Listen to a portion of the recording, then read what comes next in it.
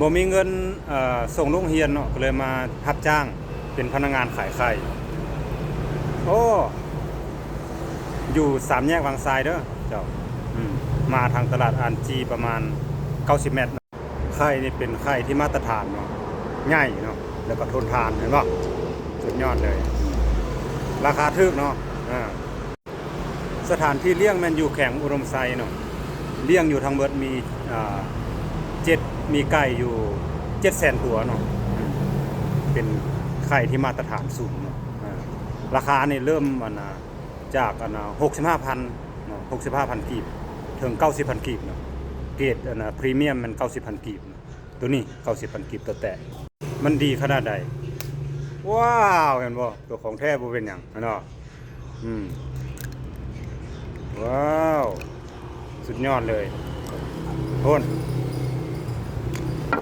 ตัวนี้เบิ้งเฮ็ดจังไดโอ้สุดยอดตัวนี้น่ะ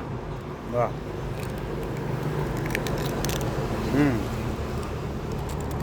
เจ้าเบิ้งนี่ความแข็งแกร่งของป้อเนาะสุดยอดเลย